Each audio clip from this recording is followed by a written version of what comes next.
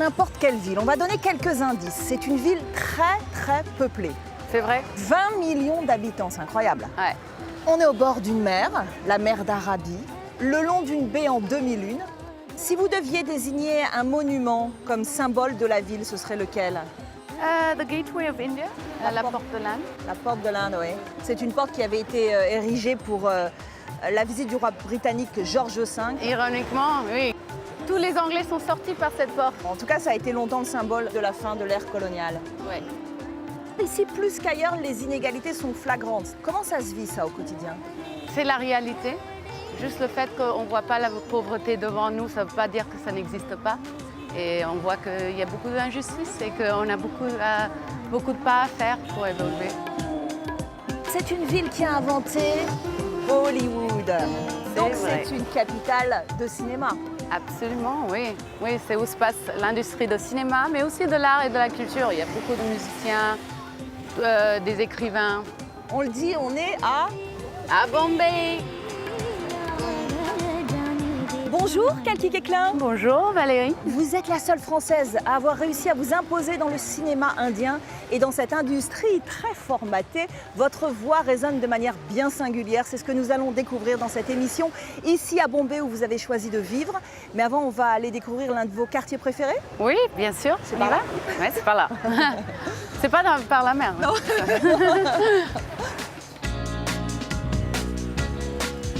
Bourdonnante, frénétique, déroutante, Bombay est la terre de tous les contrastes. Une histoire millénaire, une architecture coloniale incroyable, Bollywood et son star system, mais aussi des rues bondées, une pollution palpable, une extrême pauvreté dans le plus grand bidonville d'Asie. La mégapole affiche les multiples visages de l'Inde moderne et traditionnelle. Bref, c'est une cité hors du commun qui a su attirer les artistes. Kalagoda, c'est un quartier qui plaît énormément aux artistes. Pourquoi? En fait, il y a un festival d'art ici qui se passe chaque février où il y a vraiment, dans tout le pays, il y a des gens qui arrivent, qui sont des artistes contemporains, des installations d'art, des pièces de théâtre, tout. Cet endroit devient vraiment vivant avec ça. Ça, c'est le Watson. Et en fait, c'est intéressant parce que les frères Lumière ont eu leur premier screening en Inde ici, un cinématographe dans ce bâtiment-là. Aujourd'hui, à Bollywood, on tourne 1000 films par an. C'est 2 fois plus qu'à Hollywood. Est-ce que c'est au détriment de la qualité? Non, je pense pas. On a beaucoup de films régionaux, des films dans plusieurs langues différentes.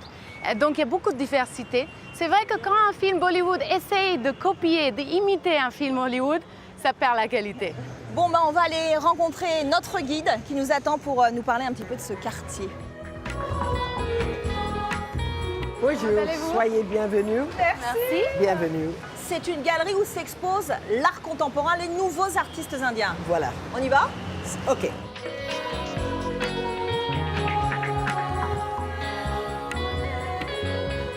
Ici, vous êtes dans la galerie principale de Jahangir Art Gallery. Et aujourd'hui, ici, il y a une exposition de 3 jeunes peintres. C'est des perspectives différentes de la même chose. Et l'Inde, c'est beaucoup ça. On voit la même chose et on voit l'opposé aussi. Est-ce que les artistes sont libres ici? Absolument. De faire tout ce qu'ils ont envie, d'exprimer tout ce qu'ils ont envie? Non, ce n'est pas vrai. Non, par exemple, M.F. Hussain, un très grand artiste indien, a été censuré pour quelques peintures qu'il a fait sur des dieux indiens. Oui, mais ils sont libres. En même temps, c'est un artiste qui est célébré dans le pays entièrement.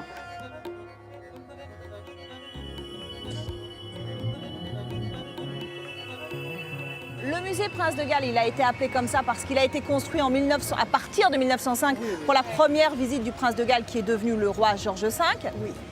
D'abord, c'était un hôpital pour les soldats et après, c'était un refuge pour les enfants. Le musée, il a été Et maintenant, renommé. le nom a changé. Voilà. Chhatrapati Shivaji Maharaj Sangralaya. Waouh! On dirait un palais des 1001 nuits. Ouais. Et donc cette architecture, ce bâtiment, il est incroyable, Perrine. C'est un mélange des genres. Magnifique. Ça s'appelle Indo-Saracénique. indienne et musulmane. Qu'est-ce qu'il y a, Perrine, à l'intérieur de ce musée? Vous avez la galerie des sculptures bouddhistes et hindoues. Après, vous avez la galerie de Népal et Tibet. Vous avez la galerie des miniatures. Qu'est-ce qui représente Kalki, ce musée, ici à Bombay? La diversité, je pense. La diversité de ce pays.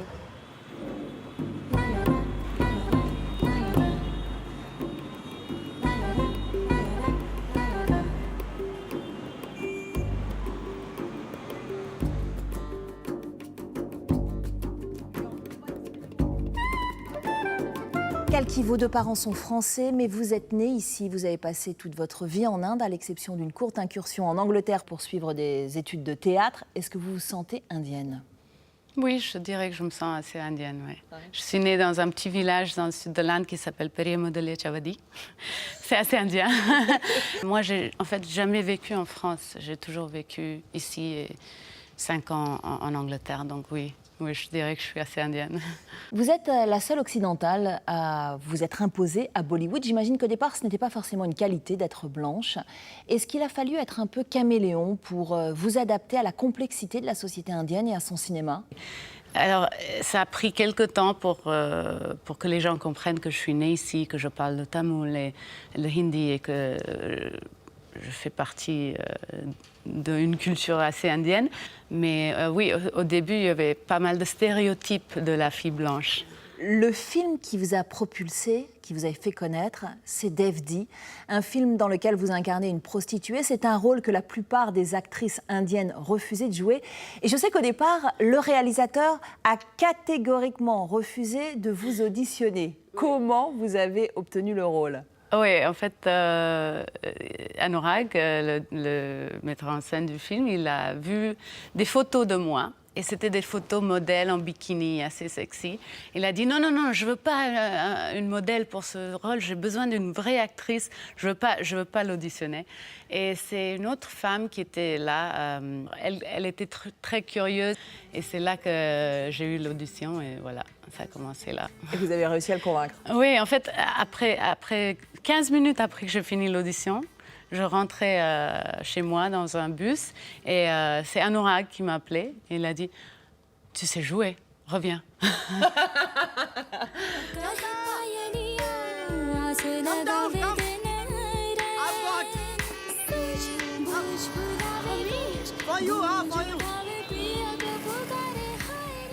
Votre place, Kalki, vous l'avez acquise grâce au cinéma indépendant, en jouant des rôles considérés souvent comme tabous. Quel est celui dont vous êtes le plus fier? Je dirais Margarita with a Straw, c'est un film assez difficile. C'était un rôle où j'étais dans une chaise roulante et je jouais une fille handicapée. Et oui, 6 mois de préparation pour ce rôle et ça a été assez difficile à faire.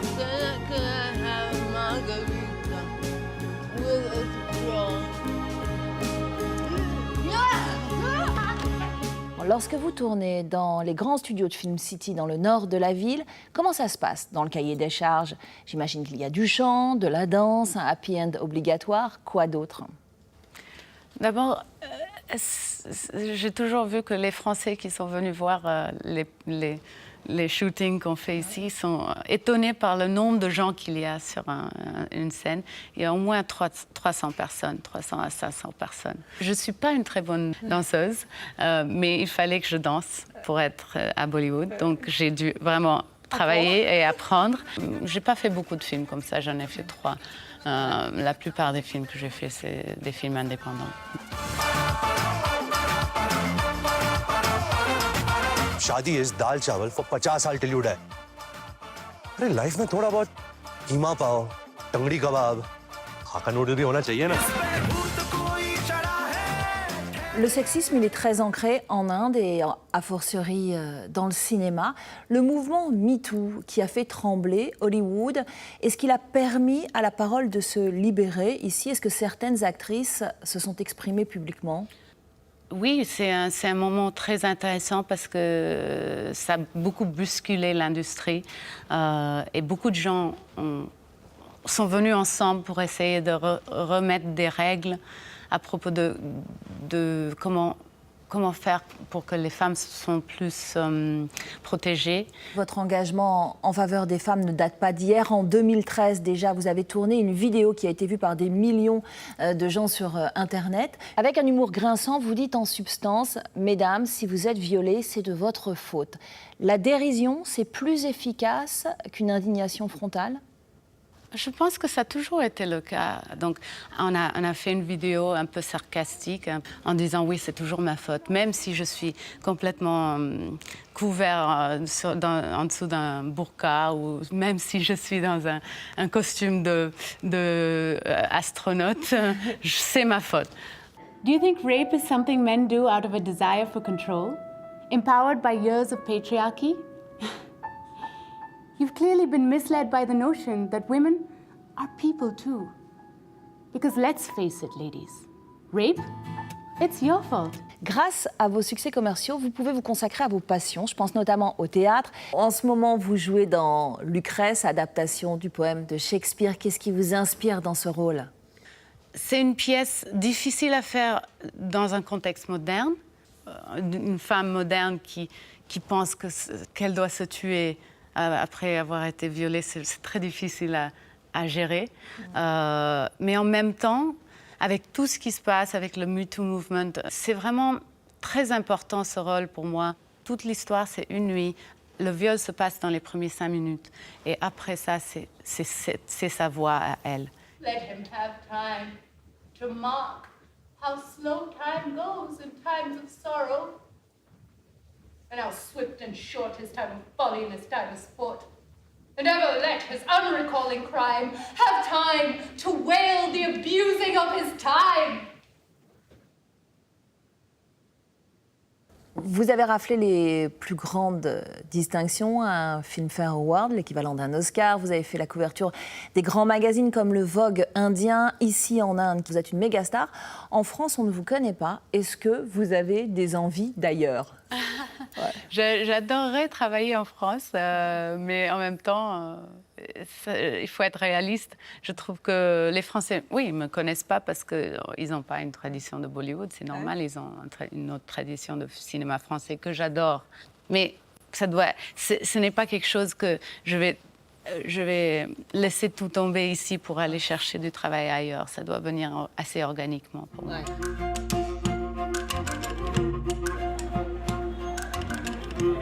C'est le pays de la méditation, Oui, alors mais voilà, c'est quand c'est même le chaos. C'est le chaos. Il faut savoir justement méditer dans le chaos. On part à présent à la rencontre du compositeur Naren Chandavarkar. Il a collaboré avec les grands noms du théâtre, de la danse et bien sûr du cinéma. La musique de That Girl in Yellow Boots, c'est lui. Et c'est d'ailleurs en travaillant sur ce film en 2010 que l'amitié avec Kalki s'est nouée. Quels sont les projets que vous avez développés tous les deux ? Ensemble. Je pense que c'était surtout pour le théâtre. Pour le cinéma, je travaille beaucoup avec un compositeur basé à Londres, Benedict Taylor. Et je crois que le premier film sur lequel on a travaillé ensemble est un film que Kalki a écrit qui s'appelle That Girl in Yellow Boots. Et comment vous avez travaillé ? Chacun de votre côté ou est-ce qu'il y avait un dialogue entre vous deux ? Je me souviens qu'on a essayé d'écrire une chanson, Oui, c'est ça. mais cette chanson n'a jamais été finalisée pour le film. आदमी का नाम मालूम है, एड्रेस चाहिए मुझे। Your dad's an Indian. Quand vous composez pour un film, qu'est-ce qui nourrit votre imaginaire ? Le scénario ou la prestation des acteurs ? Les deux.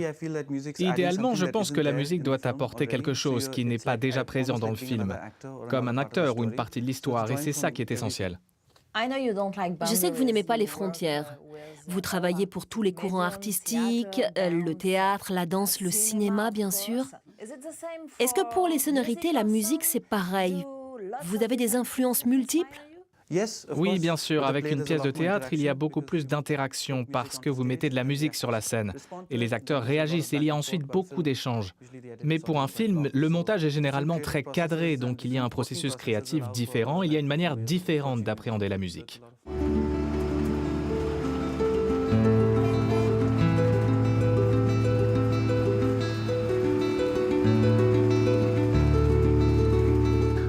Je sais que vous travaillez entre Londres et Bombay. Est-ce que les ponts culturels entre l'Inde et l'Europe sont faciles à construire? Oui, mon collègue est basé à Londres. On travaille avec beaucoup de musiciens à Berlin et à Londres, mais on enregistre ici. En termes de ponts culturels, on a travaillé sur des projets ici ou là, mais surtout ici en Inde. Donc on a la chance de découvrir ce qui se fait en Europe. Kalki, qu'est-ce qui vous touche dans la musique de Naren? On ne peut pas le mettre dans une case parce qu'il a fait des musiques très commerciales, par exemple pour Ubda Punjab. Mais il a aussi fait la musique d'un film indépendant en région, comme Kila. Je crois qu'il y a toujours quelque chose de surprenant dans son travail. Ce n'est jamais la même chose et il a fait du chemin, parce que je me souviens qu'il a vraiment commencé tout seul dans son coin.